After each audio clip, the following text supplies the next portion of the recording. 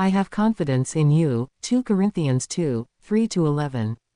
By Pastor John Frederickson. Several years ago, a college football program was chasing their first national championship. The team had one extremely good player at a highly skilled position. In his junior year, this player engaged in bar fights, and continued in the week leading up to the national championship game. In many colleges around the country, the coach would have kicked such a player off the team, or suspended him for the game by sending him home. However, this player never got more than a slap on the wrist, at most. The rationale was that he was needed to win the big game. When the Apostle Paul wrote to believers in 2 Corinthians 2, 3, he tells them he had confidence in you all.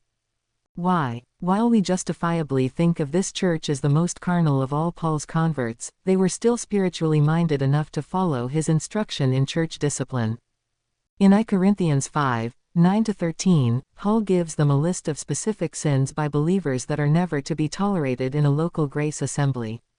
Since some of these were present at Corinth, he tells them to withdraw complete fellowship from believers living in these sins, and they did. It seems today, few, if any churches or believers, practice church discipline. It is rationalized away with excuses about not being loving or needing them in the church. Perhaps we should ponder how spiritual we really are when the church at Corinth was more spiritually mature in this area than most believers are today.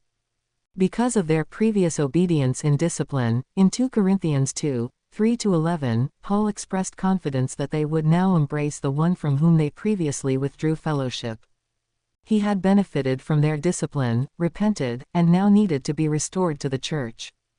Paul tells them his punishment, which was inflicted of many, was sufficient. Verses 6. It was now time to forgive him, and comfort him, lest he be swallowed up with overmuch sorrow. Verses 7. Because he had repented, now was the time to confirm your love toward him, lest Satan should get an advantage of us, for we are not ignorant of his devices. VSS 8:11. While many believers find it almost impossible to restore relationships once they have been severed, Paul was confident these believers would obey. Could others justifiably have confidence in us that we would obey difficult instructions from God's Word? What area is lacking obedience in your life today?